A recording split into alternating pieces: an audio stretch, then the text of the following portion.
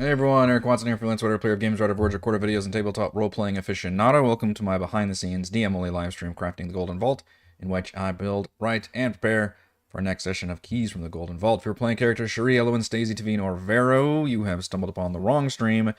See you on Friday. The rest of you, I will see right now because it'll be full of spoilers. We stream our D&D sessions live on YouTube every Friday. You can join our official Discord server with invite link in the description below. If you'd like to support the channel, please check out patreon.com/Rogue Watson. You can also support the channel by shopping for tabletop games, CCGs, miniatures, RPG supplies, and more. Our sponsor, Noble Night Games, is my affiliate link. For our campaign, we use Roll20. For streaming, I use OBS Studio. We're talking Tockworth's Clockworks. We have reached Little Lockford officially. I feel like I was very much ahead of the group, and now I suddenly feel like I'm not at all. I guess because I've just been planning kind of generalities the whole time, and now I have to get down to like the specific kind of room-to-room planning. I also don't want to overuse these battle maps, even though they're very, very good. I don't want to like show this to my players first. We're actually going to rely on the overall kind of planning Lost City map first. We'll use this one. And then once they want to go to, I think, specific buildings, then we can use the other map so that they don't, I don't know, so I just don't force it to be like a dungeon crawl. It's more like here's your area, and then when we have a appropriate smaller area to explore, then we can jump into that area. But I need to have those areas prepared. So good news, this one is built sort of more like a dungeon crawl because the players can only enter one side and there is not really any preliminary reconnaissance they can do. We're just doing this whole mission. It starts off with them in the upper left corner of Old Lockford, and they only really have two options from here. They can either go across, so there's a bridge system, and some of the bridges are they, what are they? Are they up? Are they down? Are they retractable? What is it with the bridges? Okay, I guess they're modern day drawbridges. So I guess they're just up, and they work on a mechanical system that's powered by the power station. So, and I don't know why. There's no like, it just says to control the foot traffic around town. But there's no like, it's not like there's boats going underneath, which is the whole point of drawbridges. So I'm not sure the why there's actually drawbridges here, other than it makes for a cool heist scenario. Currently, there are 3 bridges going out of Old Lockford, but the one going south to Cavemouth and the one going southeast towards the Overlook are both raised. So you technically can't cross those, although can't is a tricky word for players who have like magic spells and shit at their disposal. The bridge connecting to Halfway Isle to the east is down, and it leads towards the power station anyway, so it kind of funnels the players east to the start. But they can also jump on this slag line thing if they want to, and ride that. However, it goes in the opposite direction. It goes towards Cavemouth and then to Smolder Town. But we will need to prepare for that just in case they end up taking that route. And I think I actually threw together a map for that. I'll have to check on that. Old Lockford could have a combat encounter here, and I will have one prepared. I think you don't want to throw too much at them when they just appear. You always want the start of the abandoned city to look pretty creepy and stuff. But I think at least having a single observer drone flying around in the area would be appropriate. It doesn't really give me any clues on like stealth DC checks, unfortunately. It just says roll a d6 every time they exit a building or enter a new district. On a 1, they attract, or on a 1 or a 2, they attract the attention of wandering monsters, or just a 1 if the characters are trying to be stealthy. But like, where's the skill check there? Because stealth is a skill, so that's kind of a bummer. I guess I could use the passive perception of the Clockwork folks, which the observer has the highest one at 16, which is pretty solid. So you'd have to have every single party member beat. I guess they could tie it if it's up against a passive perception. I guess you could tie, so you have to make at least a 16 stealth check, which is very difficult for all 5 members of a party to make. But this is the creature that doesn't really do anything on its own, except it flies around and when it sees somebody, it can emit a mechanical shriek that can be heard with a range of 300 feet, which covers the entire district, I believe. Yeah, fly would be useful. I don't know. I guess I should look up what they took. Which reminds me, I was going to look up the bridges. I think the distance here, I'm going to round up to having each square be about 25 feet. In fact, can I change that so that's reflected in the map? Yeah, as we go. Let's change the scale. 25. Let's see if that works. 25 feet. So now if I were to, like, take the measuring stick. Oh, weird. It changed to, like, Daggerheart rules or something. Melee, very close, close, far. Bizarre. Why? That's so weird. Still says square, still says D&D. Oh, scale, yeah, literally says measures distance using the Daggerheart range. Okay, turn that off. Fascinating. Okay, now it's appropriate. That's interesting. You can just slide that on or off. Okay, I never noticed that. That must be a new thing. I guess we could also test if the map scale is correct. So let's see. From the gatehouse to the town hall, is it about 100 feet or so on my zoomed in map? So let's see. From the gatehouse to the town hall. Oh, look at that. That's perfect. It's like perfectly 100 feet. Sweet. Okay, so that's what we're going to go with. So the squares on the big map is 25 feet. And then all these maps should line up pretty well, which is awesome. And for this one, I'm using Old Lockford, but then I also took another map and turned it around. However, if you notice, the players are only going to see it up to here. It's going to cut off a little bit, but I just needed to add another, like, what is this, 5 or 6 squares on the bottom. In case we want to fight right outside the town hall, so that we had some more room for battling. I do have tokens now for my Clockwork defenders, which I'm reusing the Tomb of Beasts, Tome of Beasts, Clockwork Hound, because that works fine, and then the enforcers just are animated. The new 2024 animated armor, which is they're using as a baseline. I did, for funsies, also add the explosive core element. We're playing some Baldur's Gate, and I'm getting inspired by creatures that blow up when they die. And I thought, well, that's kind of fun.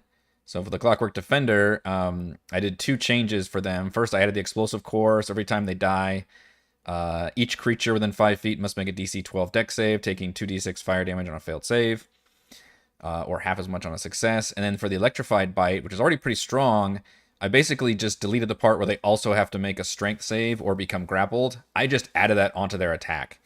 So if they attack and connect, not only does it do an average of 15 damage, but it also grapples their victim. And if they are still grappled, if they're still grappling that victim, you picture basically a dog like a police dog just like grabbing onto somebody with the jaws, just fucking not letting go. And if they're still grappled by the time it's this creature's turn again, then it just automatically deals its damage to the victim.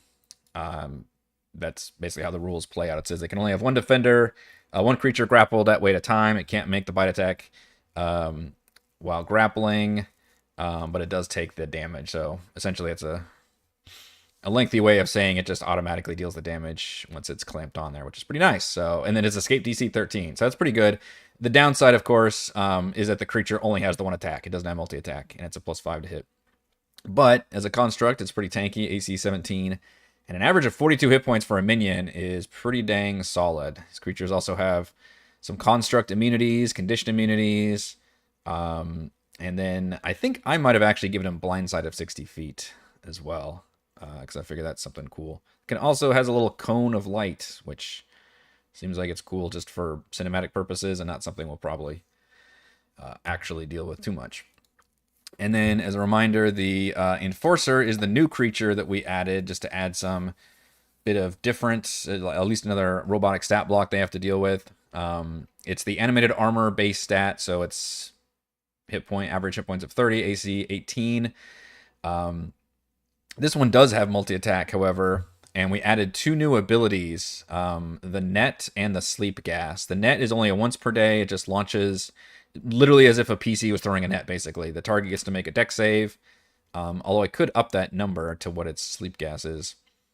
In fact, I probably will, just to make things interesting. It's a DC 10. I don't know. I'm 2 minds of that. It can launch a net, and it also has sleep gas, which is literally just the sleep spell, and that's on a recharge of 5 to 6. And then I let it, and inspired by a lot of the 2024 creatures, I just integrated all of its various things into its multi-attack. So it can choose to use sleep gas and net. It could use just straight multi-attack. It could use like net and punch, like whatever it wants. And its basic attack is just the same as animated armor, which is just the punching, I guess. When in doubt, punch him. So between those 2 stat blocks, that'll be like the main creatures they have to deal with. And because I added one of them, I don't really have a good baseline of like how much to use and when. They give a little bit of idea here. It's just, if you roll a d6, they either face 1 Clockwork Observer, 2 Defenders, or 3 Defenders, which all that seems pretty damn low to me. So I feel like we got to pump those numbers up. So this is like the smallest grouping I have right now, which is 1 Enforcer and 2 of the Defenders. So 1 of the armor guys, and then 2 Hounds, and then definitely have an Observer, at least 1 Observer in every single district, I think, just flying around would be appropriate. So I think that's going to be a possible first encounter, especially probably good to have a first encounter that's a little bit lower if they decide to, or you could just have it where they're exiting, if they're just exiting the town hall without really caring about like scouting or anything, then you could have these creatures just come upon them, I guess. Or we could even battle inside the town hall. That could be interesting too.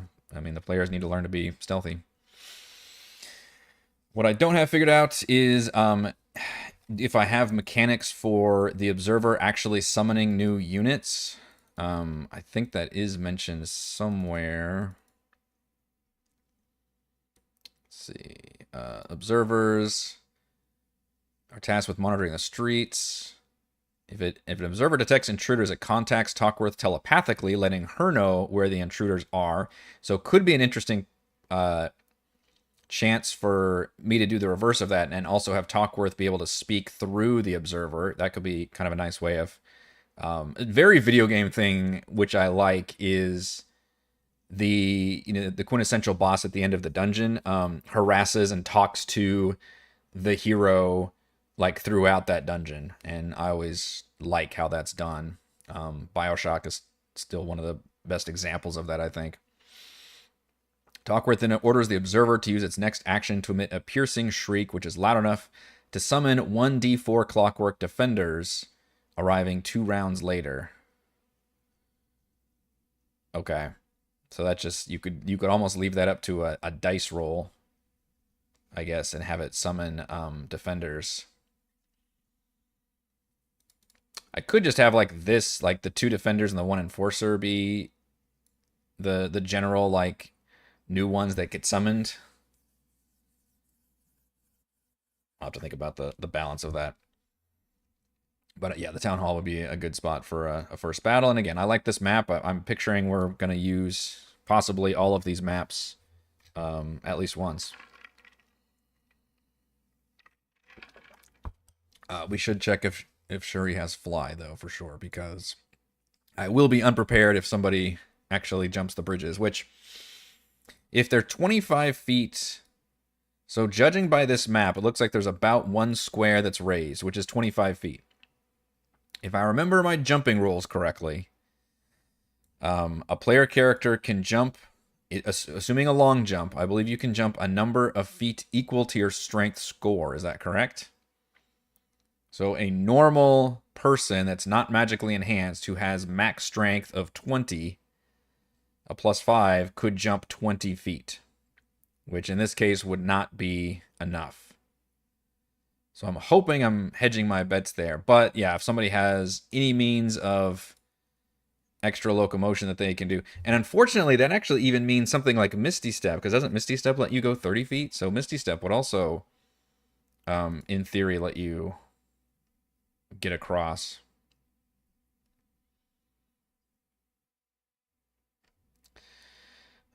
Judging by Cherie's spells, he doesn't actually have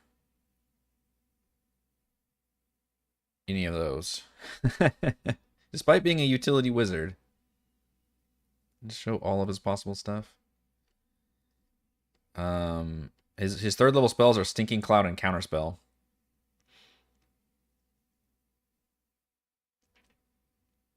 Which he did use Stinking Cloud really well in that one fight. Second level spells he has are Suggestion and Dark Vision, which he did cast Dark Vision once. I should check. What are you saying? Monk Step of the Wind has fancy locomotion. Does that give you super jump? Let's find out. Step of the Wind. Can I expand this? There we go.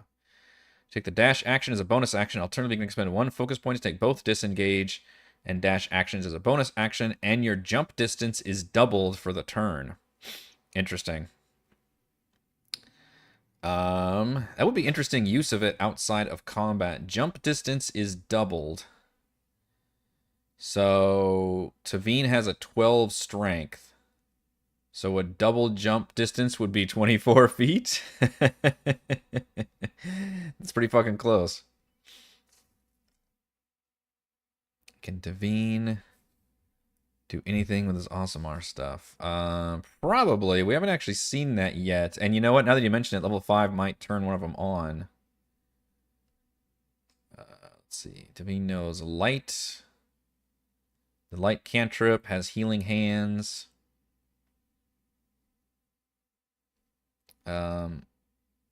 Okay, Celestial. Actually, it's level 3. Celestial Revelation. You can transform as a bonus action. Once you transform, you can't do so until a long rest. Deal extra damage. And here are the transformation options. Heavenly Wings is one of the options. 2 spectral wings sprout from your back. Until the transformation ends, you have a fly speed equal to your speed. Okay, that would fuck me over. It is a once per long rest thing, at least. It only lasts for a minute. He's been able to do this since level 3. I've never seen him do this before. But again, we haven't had a whole lot of combat stuff or uses for it, I guess. Okay, so he does have one use of sprouting motherfucking wings and flying, so that's tricky. But he could do that to scout, so I will need to have some note set up for the Overlook, which I think is a big... There's a map of this place, which I don't know how accurate it is. This is not a map, sorry, like a artist drawing. Which makes the Overlook look like this giant, like, clock fortress thing in the middle. This map doesn't look like that at all, though. It looks like it's a pretty tiny, like, tower in the middle of a bunch of caves. So there's some discrepancy there. I assume this is meant to be the security center here in the middle. There's the slag line. This also doesn't show the bridges. So I like this map, but... well, yeah, I guess there's the bridges. Never mind. But that's a big-ass fucking cool-looking security center in the middle. But I pictured like it was more like this big mountainous area in the middle and then kind of a tower. Not that the whole thing was like a tower. So I'm not sure if that's how accurate that is. I guess I need to go back and read level 12 or L12. So yeah, that's something I'm thinking about is like, can the players circumvent this path of which it sounds like at the very least, I don't think they can do it as a party. Like at most, maybe 1 or 2 of them can somehow make it across. Like maybe Stacey has like a strength potion that ups her strength so she can just jump across, or like something can maybe let them get across, but only as like limited players if they want to split up, which, man, good luck doing that, I guess. So we should prepare for that a little bit. But hopefully they will choose to go east, cross the bridge, and into Halfway Isle, which is one that I want to prep here because, like I said, I've kind of already done Old Lockford. I've got like the 1 encounter prepped. We'll have the Observer laying around, and I guess we'll just have it be where... Do we let them even notice the observer? The observer doesn't stealth, so it's kind of like a stealth game where you see these things flying around pretty obviously, I think, and that gives the party a chance to react to that, and they can either stealth or cast a spell or something, or just stand there, in which case it'll go off and then detect them. So that would kind of add, like, there should be troops walking around regardless. They're not going to be too stealthy, I believe, but this thing is what's going to probably catch people. So I want to have definitely one of these going around all the districts and being kind of a skill challenge in a way, but also if you fail, it does force combat, so I have to be careful about that. Halfway Isle, I don't believe I've actually done dynamic lighting here yet, unfortunately. But this location, they can meet their first friendly NPC. Used to be a giant stalagmite until the gnome sheared off the top of it. They built the Abbey of the Deep Brother.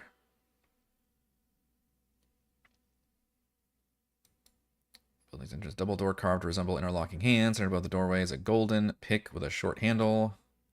You can make a religion check to identify Deep Brother Caladuran Smooth Hands, a god worshipped by the deep gnomes.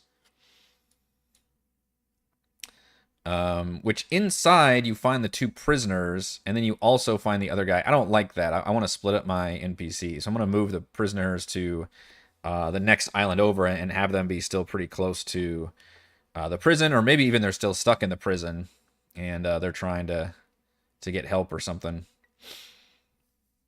If the party happens to wander by there. So I'm actually going to ignore that part of it. The rooms in the Abbey include sleeping quarters. Search of these areas yields nothing of value. That's kind of lame, but it's an Abbey. They actually included the privy on this map. That's great. Kavoda is the abbot who tried to free little Lockford with his fellow monks, but didn't get far before one of Tockworth's automatons chased him back to the Abbey. Minutes after Kavoda returned to the Abbey, the prisoners showed up. Kavoda avoided them by casting Meld into Stone. He's been using Meld into Stone spell to hide ever since. Which, let's see. You can cast it once and it lasts 8 hours. I don't know if that means you also, like, don't need to eat or drink. Nothing in presence remains invisible, otherwise detectable by non-magical means. It would be pretty freaky for him to step out of the stone like that. You can't see what occurs outside it. So you would never know when to come out. You remain aware of the passage of time and can cast spells on yourself while merged in the stone. You can use 5 feet of movement to leave the stone where you entered it, which ends the spell, otherwise you can't move. Minor physical damage to the stone doesn't harm you, but its partial destruction expels you and deals damage. Fascinating. It casts as ritual, so yeah, you could just keep casting that spell. That's very interesting. Vote is a chaotic good deep gnome who speaks common, gnomish, Terran, and undercommon. His innate spellcasting trait includes the ability to cast Meld into stone 3 times per day. I wonder if they change that, because it lasts for 8 hours. He wears a gray robe instead of armor and carries a spell scroll of magic weapon and a potion of hill giant strength. So he's got the loot. Woda doesn't want to stay on the Lockford any longer. Just desperate and hungry, he begs the characters to escort him safely to the Lockford's outer gates. So what I like is that he's technically a helpful NPC, but he also wants to leave. He would not want to accompany them. He wants to get the fuck out, but he also knows the area. So they might want him to stay with him, but he's also a pain in the ass. He protests loudly if they dawdle or deviate from his course of action. If he's separated or wounded, he runs back to the Abbey crying. Basically, he's a good candidate to get the party aggroed by enemies, which you always love to see. I love to see it. Make some dynamic gliding here. So what I'm thinking is I may have the players come across, in case they've done a great job so far, and have a bunch of automatons in this Abbey already. Perhaps because they saw him enter and they never saw him leave. Oops. Damn it. And then they're still just like aggroed to this place. So once they fight their way inside, maybe he can come out.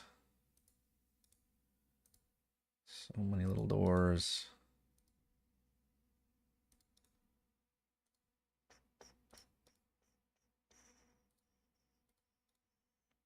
So many little doors and walls. Okay. See there. See there. And this could be maybe a larger force.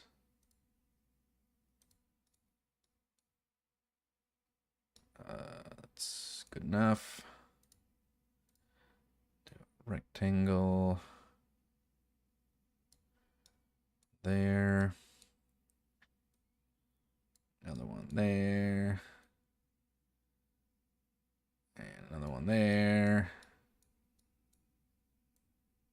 I guess these are the buildings they can use to enter the... Or no, this is maybe the gate controls? Okay, and then turn on some light. We can have the inside of the abbey be dark, I guess. The lava gives off light, I'm sure.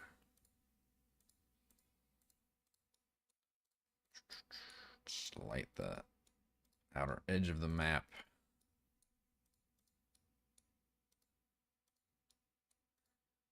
So many light things.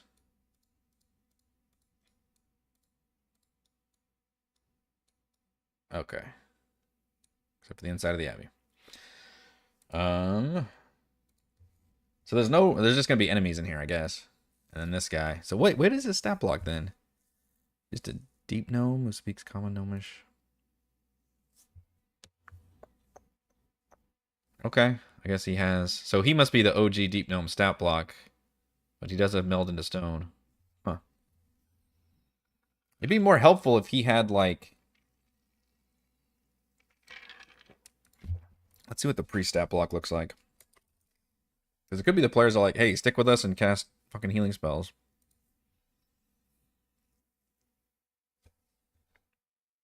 Dim light for the lava. Yeah, I guess I could have changed it.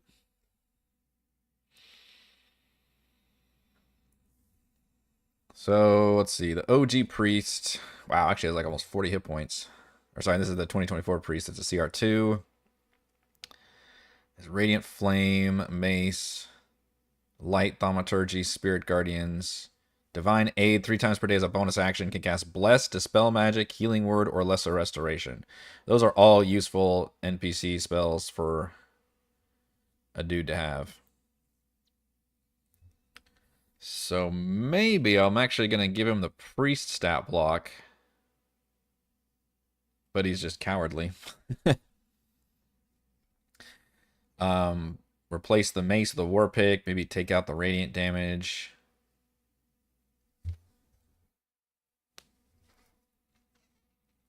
Oh yeah, I could make it red. I just put a whole bunch of torches out though. It's going to be a pain in the ass to change it now.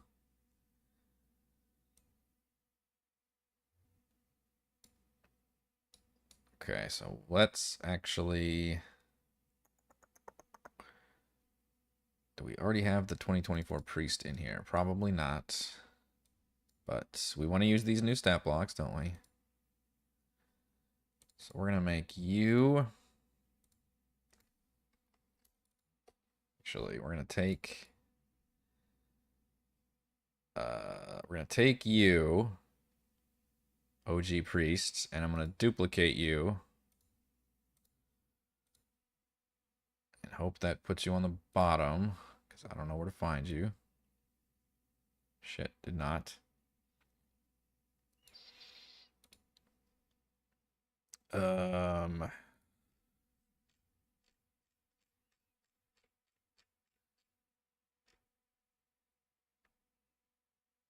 Where? God, my fucking game is a disaster. I thought when you duplicated, it went to the top or the bottom. Shoot. I hate to use the baseline priest for this. Alright, we've also got priest 2. Let's just change priest 2.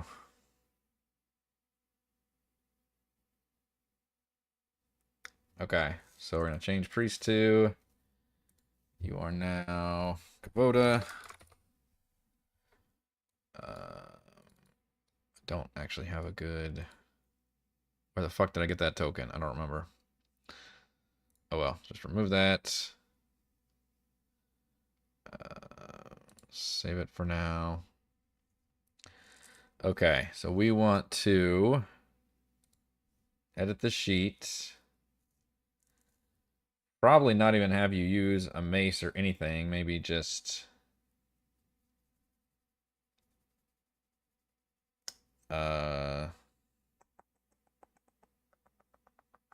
Sacred Flame is the best thing to use.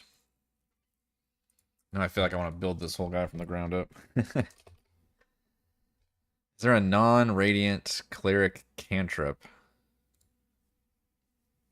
that a more earth-based priest would use in 2024? I feel like I'm asking Google. Because there's really not. I guess we could... What is a Word of Radiance? Show me Word of Radiance. Does that work? It's still radiant damage. Fuck. I should have guessed that. Yeah. I might have to give you a wizard cantrip. I don't think any of these. Toll the Dead. It's necrotic damage, right? That could work. Yeah. Okay, let's use Toll the Dead. I can't drag these onto this guy's sheet, can I? I think that would fuck everything up. I think I have to add it as a thing. Definitely not gonna give Spirit Guardians. That's too fucking strong. So instead, we're gonna make this Toll the Dizzed. It is an attack. It is a spell save. I feel like I'm in the middle of a test right now. What did I just do with it? Come back, my tabs. I'm lost without you. What did I do with that spell? I want to say it's a wisdom save for 1d10 damage. Nope, 1d8 damage. The Dolorous Bell. That's right. 60 feet. Action range 60 feet. Is a wisdom save. What is your spell save? Where does it say that? How do I run spell casting creatures? I don't know. I totally forgot. Why is it not?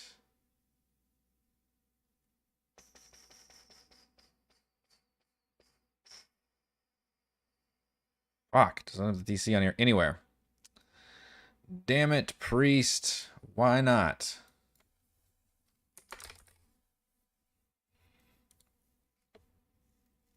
Keep your secrets. What is your... Just say the priest uses wisdom as the spellcasting ability.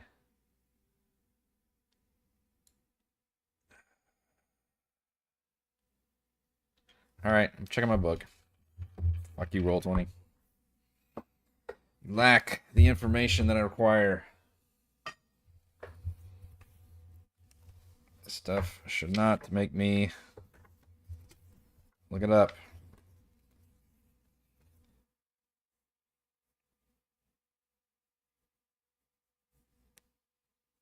Shit, it's not in here either.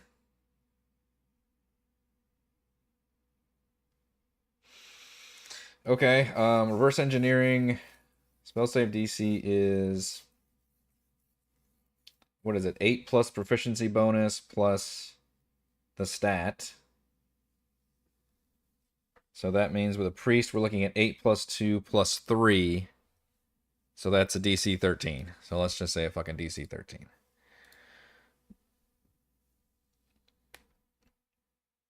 So, Toll the Dead. So we're going to... Attack, we're going to delete Radiant Flame. We're going to Toll the Dead. Which does 1d8 Spell save 13. Necrotic damage. And... No, I didn't. There it is. Jump to lower spells. Auto within 10 feet. I don't care. Attack missing a wisdom save or take 1d8 necrotic damage. It's missing any of its hit points.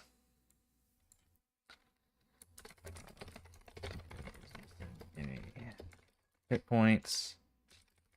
Takes 1d12 necrotic damage instead.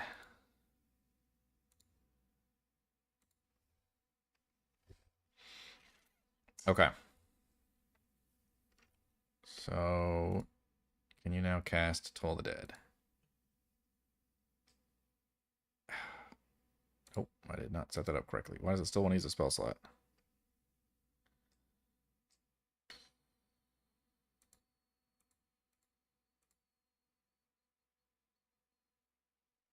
There is nowhere...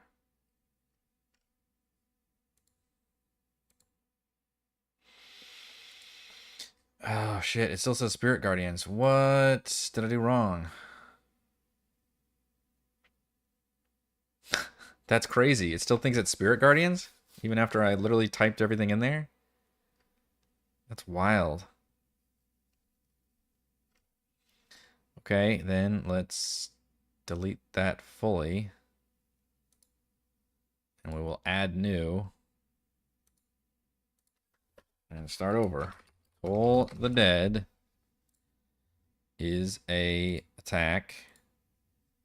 It is a spell save. It is a range of 60 feet. This is why I like to do things that are already done. On hit, deals 1d8 necrotic. Missing hit points instead deals 1d. Okay. Now will you obey me?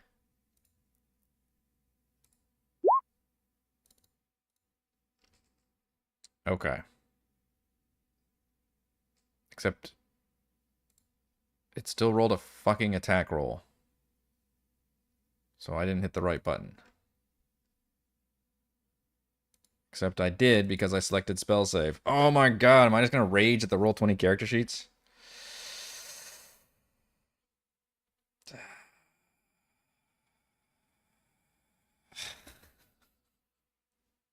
I'm not crazy. It very clearly says spell save right here. Okay, well, let's delete this and let's try dragging it then. Clearly I have failed. I failed. I'm not upset at all. All right. Close that. Drag Toll the Dead. Toll the Dead has been successfully dropped. Click Toll the Dead. Works perfectly. Okay, fuck me. Works perfectly. Oh yeah, it does add 2 of them. That's probably the better way to do it, isn't it? Whether it's missing hit points or full health. Trust in the system. The system works. I guess I also need to add those other spells on there, though. Bless, Dispel Magic, all that. Just in case they make him like, hey, we'll stick with us. But you gotta cast some of your spells. Bless has been successfully dropped. I don't see it in here. I don't know if I believe you. Let's try clicking adding new. Close. Add bless.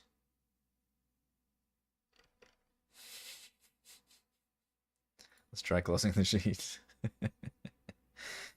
Oh no, I'm not gonna find it again. There it is. Okay, it will not add bless. This is going so smoothly. Why would it add the one and not the other one? All right, healing word. It did not add that one either. What is going on? I literally... Okay. Maybe we should have just used the stupid 2014 sheets instead of making me look like a damn fool. Because I apparently don't know how to run NPC sheets properly. Alright, well, maybe we can just fucking remember what Bless and Healing Word does then. That's awesome. Not salty about that at all. And then we're not going to have him do his mace shit either. Where does it even say he does extra radiant damage? It's not even in here. Okay, so what I've learned is don't try to edit existing sheets, because that is just a disaster. Because these are already, like, set up in a different way that has, like, hidden information and shit. I don't know.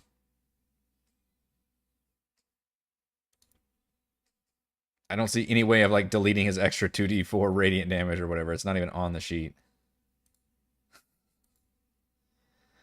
My goodness. Okay, well, whatever. He can walk around and do Toll the Dead all day long. That's what he'll do. We will have this be his token. Shit, which Kavoda is it?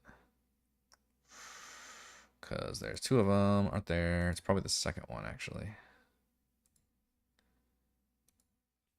Oh, there's only one way to find out. PC. Which is the way you do that is we close this, we shift click. All right, that is the correct sheet at least. Okay. How many points do you have? Like 38. Which is fine. Have that be your token. And away we go. I don't want to do this anymore. It's just pissing me off. All right. So you are hiding in the walls because that's not creepy. We're not even going to try to give him meld into stone because the Lord knows I'm going to fuck that up. And we're going to add doors because dynamic lighting is the only thing I still know how to do. Door, door, door, door, door. There. It's like I haven't spent a significant portion of my life using Roll20, and sometimes I feel like I don't know what the hell I'm doing on here. Grab it. This is what getting old is like, I guess. You think you know what you're doing, but then just a few updates later, and I am so lost. Oh, I didn't mean for these to be locked. None of these are locked. But what they could do is hold enemies so that the party has to fight because the enemies are clearly searching for something. And then he'll pop out and be like, are they gone? And then he'll be all nervous about seeing the party. Which could be fun. So, oh shoot, I didn't make those hounds the default. I need to go back to that one. I need to... Yeah, we gotta make that the default token. I don't know if it has to be in the token layer or not. Move. Yes. Use select the token. Excellent. And we can actually remove and use this hound because I happen to have it in my library ready to go. Boom.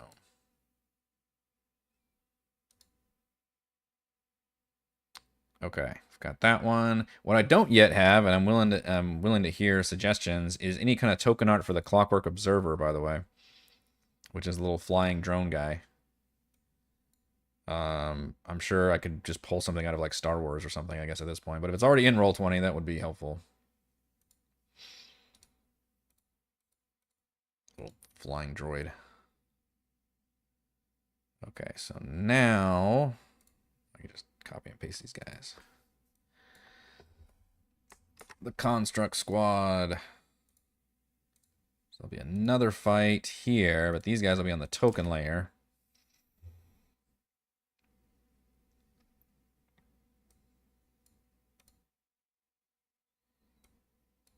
And have them kind of spread around, like searching the rooms, because maybe one of them's just kind of been hiding out here for a while. I don't know if I'll include the observer on this group or not. I guess maybe all the groups have an observer with them. I don't know. Fuck it. We'll put a lot of dudes in here. We'll actually go ahead and open the rooms.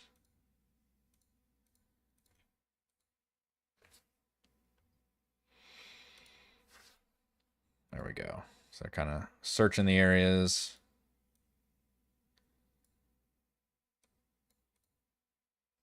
Like so. It'll be just a big old fight, basically.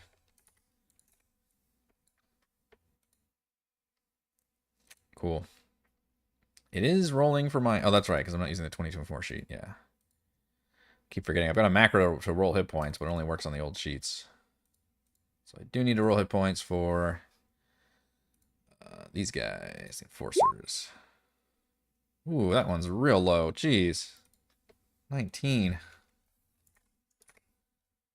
That's a scrawny one.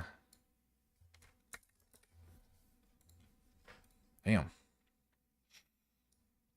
Okay, so the idea here is it's just a fight. The players bust in. If they think to like do perception, they can hear that there's guys in there. And once the enemies are defeated, then Kavoda will come out, introduce himself. And maybe he'll be pretty matter-of-factly about it. He'll be like, oh, you're here to save me, obviously. I mean, he's the abbot, so he's literally like the head, like, religious leader of their community. And he got left behind, so maybe he has kind of a pompous attitude. But is also cowardly. Basically, this is an NPC the parties are going to hate. But if they work with him, he's got more information about the layout of every place better. And he's got a bunch of priestly healing spells he could help them with. But more than likely, the players will be really annoyed by him. And his goal will be to just escape. He doesn't give a shit about trying to defeat the boss. And yet the players have also been told they shouldn't really rap on the door and unlock the gates unless they've saved or they've defeated the boss. So that'll be an interesting conundrum to see how they want to deal with that. Do they want to try to go back, or do they just want to be like, hey, stay here and just lock the door and try to be safe, or use your spell basically to hide? They can do that as well. So that's all it could be. But I should have him have a solid little loot table, I guess. Which it did mention that I think he had like 2 scrolls on him. Something to give the party. Oh yeah, there's also loot at the town hall they can get. A scroll of magic weapon and a potion of hill giant strength. Definitely no potions. I got a shit ton of potions. But spell scrolls would be appropriate. I kind of like the idea of giving the party scrolls that would be thematic with a deep gnome priest. Which I don't know which ones they... Meld into Stone would be an obvious one, because that's kind of what they do. But what else does he do? Blindness, deafness, and blur, I think. And maybe he could also offer to even just cast a spell on them. I don't know if any of them would be appropriate here. Like, I shouldn't have closed that window. Is that like, because I think spells like Bless, I don't think they really last very long. So I don't know if he could, I guess he could just cast like a one-off healing spell. Alright, why don't you just pull up Cleric? What the hell?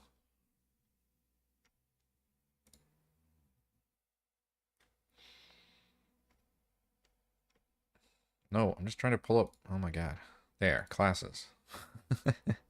Why am I fighting with Roll20 tonight? My goodness. I'm sorry I badmouthed you, Roll20. Please just obey me.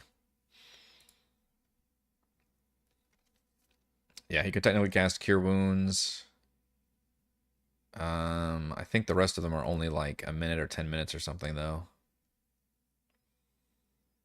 Its ability might last like an hour. And then I don't think I want him to have access to level 3. Although Meld into Stone is a 3rd level spell. So that right there, that'd be a dangerous thing. He could just offer to teach, or at least I guess create a scroll of it maybe for Sherry, for example. But all that requires that they play nice with him, and he is going to come off as an asshole, which they will not take kindly to, I imagine. So that's that scenario. It's pretty easy, but that'll be there's kind of a forced encounter basically as they travel across Halfway Isle. Which means we can jump into Turbine Heights and talk about this area, which I really haven't looked at very closely yet. Which features the prison, the infirmary, I think, and the power station. The power station, I believe, has an insert at the bottom of this map. So this is L4, 5, and 6.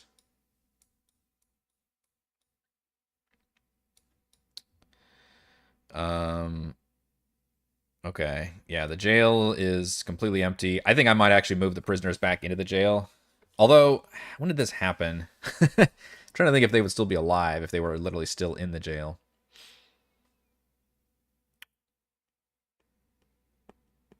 Maybe they got out of the jail and they got into the infirmary and there was, I mean, what did I have in my notes about when this, how long ago this happened? I said about a week. Let's see. Several weeks ago, was involved in a mining accident. Turning Earl soldiers on it. Sealed the gates behind us. Okay, I didn't actually mention a specific time frame, I guess, from how long it's been when they evacuated. So I might have some flexibility there. I'm trying to think how long the prisoners could survive in here. And the priest, I guess, is a similar situation.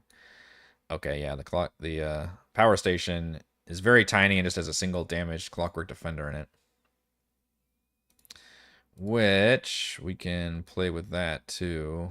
So location, Turbine Heights filled with steam, which does act as kind of a fog cloud spell. Well, it's lightly obscured. Not quite a fog cloud, I guess. Every 15 seconds, a bolt of electricity arcs from a metal tower in the middle of the district to similar towers and other districts. Ooh. Ongoing call lightning spell, perhaps, that they have to deal with. There's just, maybe the power station's going a little haywire and it's spewing lightning out. That could be more interesting. Currently, the infirmary, which is here, I guess, is a bunch of dead people around it. Does have 6 healer's kits and 6 potions of healing. They get a lot of potions of healing in this adventure. What is otherwise empty? The jail is a 2-story stone edifice, which interestingly they did not do 2 stories on this map. 4 dead gnomes and armor lie. Oh, they actually kind of messed that up, didn't they? They put the 4 dead gnomes in the infirmary here instead of the jail. Killed by Tockworth automatons, the guards managed to destroy one of the Clockwork defenders and attack them. The prisoners that were escorted slipped away. Ended up in area L3. Yeah, so we'll... Or wait, I guess that's the... Wait, what is this building then? That looks like a prison. And okay, that's the infirmary. That's the prison. What is this? Huh. That looks like a... This is a tavern. Hmm.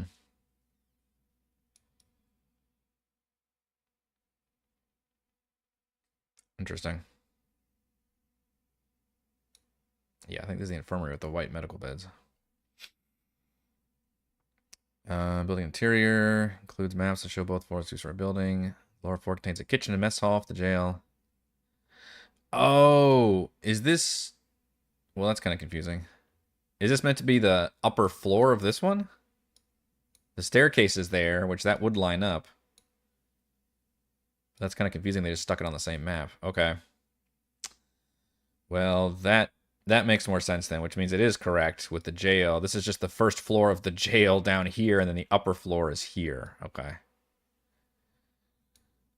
Okay. So yeah, maybe the prisoners escaped into the infirmary and they've been hiding out in there, so that's actually where they can find them. Which the prisoners, to go back up here, are... They sound delightful. Slonk, a goblin boss, and a bugbear named Yuzik. Have manacles and carry no weapons. Slonk was the leader of a gang of goblin brigands that preyed on travelers in the tunnels near Little Lockford. Yuzik is Slonk's sole surviving bodyguard. Both are unscrupulous and will do almost anything to survive, short of betraying each other.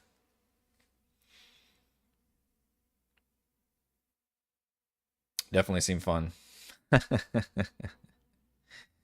Definitely seem like fun guys I want to use. And they wouldn't give a fuck about the deep gnomes or anything. They'd be like the devils on the player's shoulders about looting all that crap. Very fun. Then we have the power station, which is definitely an important location. 30-foot tall metal tower.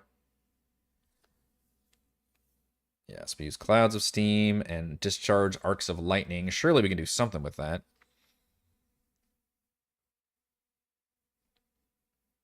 Four howling turbines take up most of the floor space. Iron steps lead to a 6-foot high iron balcony on the west side of the room. At the north end of the balcony is an iron ladder. It climbs to a trapdoor in the roof. Power station worker is cornered by a clockwork defender at the north end of the balcony and shoved the automaton off the balcony into the northwest turbine, causing the turbine to malfunction. So they have to make like a skill check or I guess they have to destroy it, which is kind of weird. You think it would be destroyed on its own. 24 hit points remaining. The defender is restrained and unable to free itself, but it can attack creatures that come within reach of it. Once a clockwork is defeated, the character uses an action to try to dislodge it from the turbine. I feel like it's more interesting just to have it already destroyed, because it's kind of pointless to go into combat for that. Successful athletics or sleight of hand check. Cause the power station to stop spewing steam with the steam through turbine heights. Ah, okay, that's what's causing the problem. So it's a damaged power station. Okay. Well, why don't we add some, like, lightning bolts to that then? Another, like, danger. It's like a danger fucking zone. And they have to get to the power station and fix it. Or at least get that turbine leg out of there. Which I like, they're shaped like giant buzzsaws. Middle console. Let's grab the map of the town.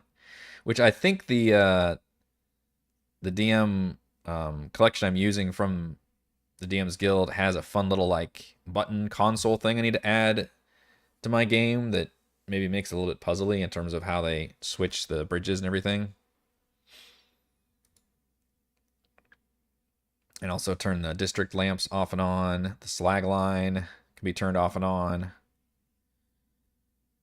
And the station can be completely turned off and on. And anything they do here should probably draw... This could probably be another forced fight, I think.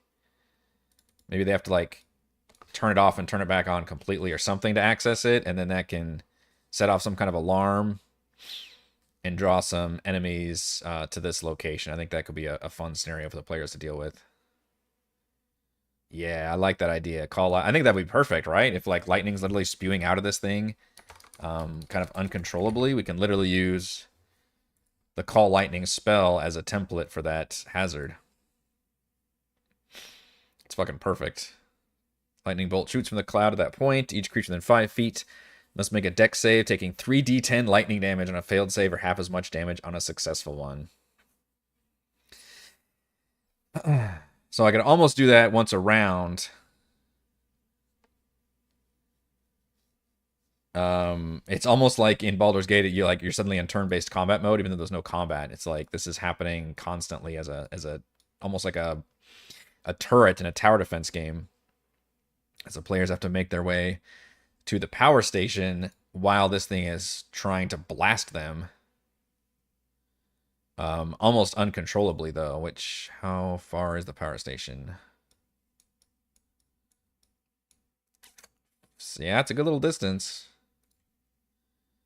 1, 2, 3 full squares.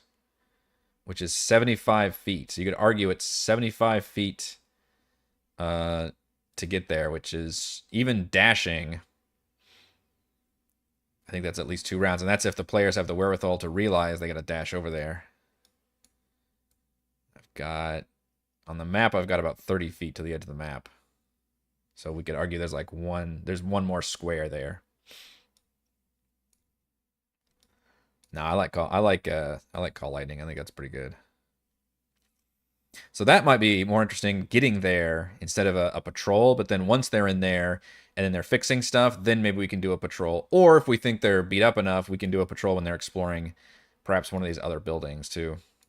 Man, it is already past our time. Look at this. I got so much stuff to talk about. Thankfully, we're going to be doing another crafting stream on a Thursday because I've got clearly still a lot of stuff to prep for Tockworth's Clockworks. But that's going to do it for this Monday edition of Crafting the Golden Vault. If you enjoyed the content, as always, please check out patreon.com/RogueWatson. Shout out to Platinum patrons Joe, Will, Thomas, Brandon, Genocide, Roleplay, Roll, Christopher, Big Nut, John, Nathan, Andrew, Stephanie, Jason, Lee Spuds, Wardy, Mill, C, Tom, the Dogs, Marcus, Hugo, Sasha, John, Jealous Guy, Zim, Jesse, Dante, How About Nunix, Chris C, Robert, and Chris H, and Gold patrons RPG, Papercraft, Pretty Boy, and Yuma, Lizard Lounge, Jerome, Nathan, Scott, Ripus, Jerry, Glenn, and Mark.